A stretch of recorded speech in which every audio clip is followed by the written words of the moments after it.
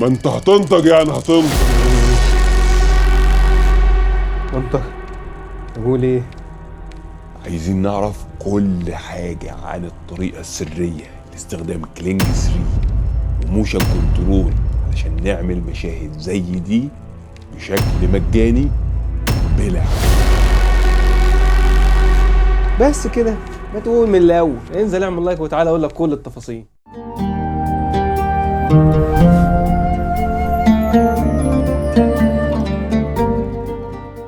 السلام عليكم، معاكم طارق جاد، والنهارده جبت لك اداه جامده جدا فيها كل ادوات الذكاء الاصطناعي للفيديو وللصور الحديثة. الموقع من حلاوته بيوفر لك جميع ادوات كلينج الحديثة، كلينج 3 والموشن كنترول والاليمنت، كل نماذج كلينج الحديثة تحت ايديك وبشكل مجاني. مش بس كده، ده هتلاقي كل نماذج الذكاء الاصطناعي اللي بتدور عليها في نفس المكان، للصور وللفيديو، تعمل ليبسنج، تعمل اديت، كل اللي انت عايزه اكتر. كمان تقدر تعمل زيادة لجودة الفيديو. ده كمان موفر لك نماذج سي دانس الحديثة واحدث نسخة جاية في الطريق. الموقع بيوفر لك على الخطة المجانية 150 كريدت مع كل تسجيل دخول، بتتجدد شهريا على نفس الحساب اللي انت جددت بيه. وعلشان تستخدم الاداة بشكل مجاني وبلا حدود من غير ما تنتظر كل بداية شهر علشان تاخد ال 150 كريدت، ركز معايا في الشرح كويس واستخدم الادوات اللي انا هستخدمها في الشرح بالترتيب وبالشكل اللي انا هعمله بالظبط. كل الادوات والروابط اللي هنستخدمها في شرح النهارده هتلاقيها في تدوينه، هسيب لك الرابط بتاعها اسفل الفيديو في الوصف، وكمان في اول تعليق مثبت. علشان تسجل دخول في الموقع قدامك طريق من 3: فيجما، جوجل او مايكروسوفت. وطبعا احنا عايزين نعمل حسابات بلا حدود. علشان نقعد نعمل حسابات على جوجل طريقه معقده، ومايكروسوفت نفس الكلام. اسهل طريقه هتقدر تعمل منها حسابات بلا حدود وتسجيل فوري وسريع هي فيجما، بس لازم تتبع الخطوات اللي انا هقول لك عليها. وفي مشكله هتظهر اول ما تضغط على فيجما، هقول لك ازاي تتخطاها. اول ما نضغط على فيجما بالشكل ده هتفتح معاك الواجهه دي. قدامك اختيارين: تسجل بجوجل او تكتب ايميل وباسورد لو انت عامل ميل وباسورد على فيجما. طب انا عايز اعمل حسابات كتيره بلا حدود، ازاي اعمل ساين اب، اعمل حساب جديد، اكريت حساب جديد؟ زي ما انت ملاحظ كده مش ظاهر عندك خالص كرييت اكونت، ودي هي المشكله اللي هتواجهك اثناء تسجيل الدخول. لو انت على المتصفح زي هتعمل خطوه بسيطه جدا، وهي هتضغط كليك يمين في اي مكان في الشاشه وتضغط على اخر اختيار فحص. بعد ما تعمل الخطوه دي، في الاعلى هنا في الاختيارات اللي هتظهر لك هتلاقي عندك لوجو على شكل لاب وموبايل، هتضغط عليه علشان تغير شكل الواجهه من اللاب للموبايل بالشكل ده. بعد كده هتضغط اعاده تحميل للصفحه في الاعلى، هيظهر معاك زي ما انت ملاحظ كده اختيار جديد خالص اسمه كرييت 1، يعني هتعمل حساب جديد. هنضغط عليه. دلوقتي هيطلب مننا الميل والباسورد اللي احنا هنسجل بيهم دخول. طبعا فيجما مش بيقبل اي حسابات عشوائيه في الغالب، يعني عموما ممكن تجرب، ممكن تنفع ممكن لا، لكن اللي بيقبل بنسبه 100% هي حسابات جوجل. طيب انا هسجل بحساب جوجل بتاعي، كده انا عملت حساب، انا هعمل اكتر من حساب ازاي؟ ودي التركايه الثانيه اللي لازم تركز فيها كويس جدا علشان تعرف تعملها وتسجل حسابات بلا حدود. الاداه الثانيه اللي معانا واللي سايبها لك كمان في المدونه رابط مباشر هيدخلك على الواجهه دي. الاداه دي باختصار بتعمل ايه؟ هتولد من حساب الجيميل بتاعك الواحد ملايين الحسابات، واي رساله تفعيل هتيجي على اي حساب من المليون حساب هتيجي على الحساب الجيميل بتاعك الاصلي. فهمت التركايه ماشيه ازاي؟ هتقول لي الخطوات ازاي؟ بكل بساطه طبعا هتتاكد انك محدد على جيميل، هتنزل هنا للاسفل هتبدا تحط الميل بتاعك. بعد كده هتنزل للاسفل هتبدا تختار هنا اي اختيار، مش مشكله، مثلا نختار شوبينج، مش مشكله دي خالص النقطه دي. بعد كده بقى تختار عدد الحسابات اللي انت عايز تولدها من الحساب بتاعك. طبعا هتضغط هنا بالشكل ده معاك لحد ما انت عايز، تقدر تضغط كاستم تبدا تكتب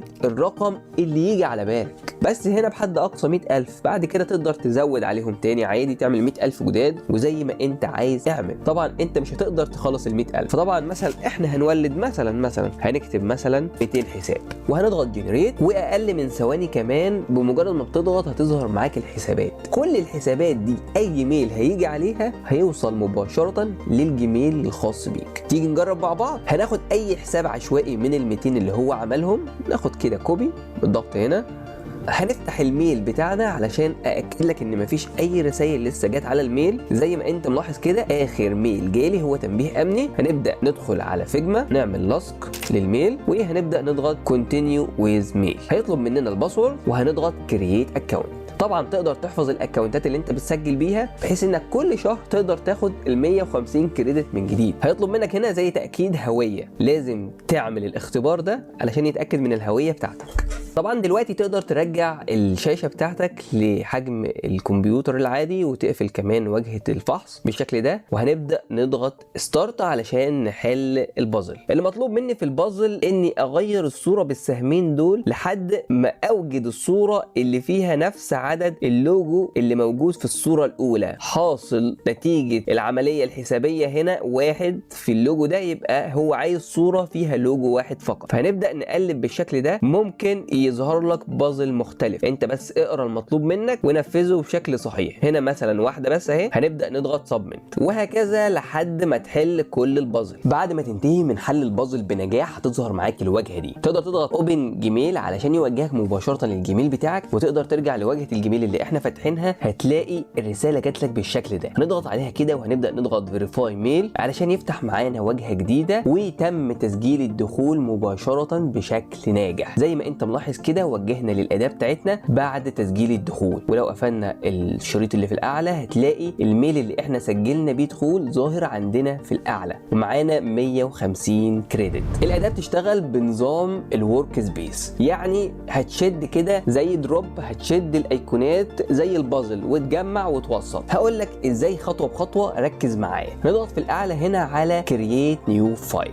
علشان يفتح معانا الواجهه الجديده دي. كل اللي عليك تضغط اسكيب فور ناو، وفي الواجهه دي طبعا هي دي مساحه العمل بتاعك. علشان تشد بقى الايقونات وتبدا تضيفها هنضغط هنا على ايقونه البحث ونبدا نكتب في الاعلى هنا كلينج. هتظهر معانا كل نماذج كلينج. طبعا هنشوف احنا عايزين ايه بالظبط. مثلا هنختار كلينج 3، هنشد بالشكل ده ونسيب هنا كده. هتظهر معانا زي ما انت ملاحظ بالشكل ده. تاخد برومبت، تاخد فيرست فريم، لاست فريم، بتاخد نيجاتيف برومبت. تقدر كمان تعمل اليمنت. طبعا الاليمنت دي يعني ايه؟ يعني تعمل كاركتر علشان تعمل افلام كامله باستخدام شخصيه واحده. يعني هتشد الايقونه الثانيه دي بتاع الاليمنت بالشكل ده، هتتحط هنا، هتبدا ترفع الصور بتاعتك علشان يتم انشاء الكاركتر الخاص بيك. بعد كده بكل بساطه هتوصله بالايقونه الخاصه بيها بس كده، وفي الايقونه دي هتبدا تنشئ الفيديو بتاعك. وكمان تقدر تشتغل بنظام الفريم، تقدر ترفع صوره واحده، تقدر ترفع برومبت من غير اي صوره. طيب احنا دلوقتي عايزين نضيف برومبت، عايزين نضيف صور. نعمل كده ازاي؟ هنلغي بس كل اللي احنا ضاغطين عليه في ايقونه البحث علشان تظهر لنا اول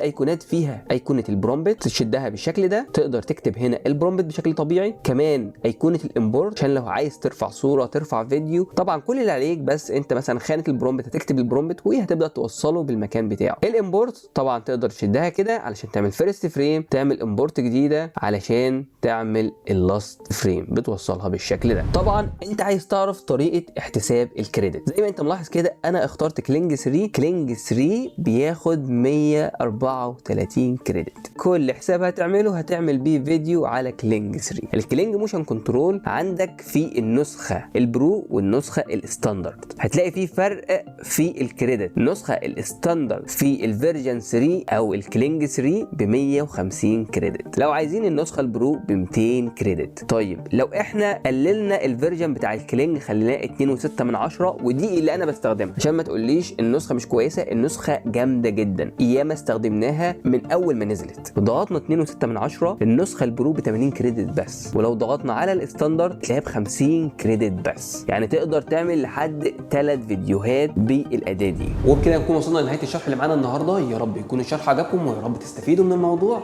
سبحانك اللهم وبحمدك، اشهد ان لا اله الا انت، استغفرك واتوب اليك. سلام.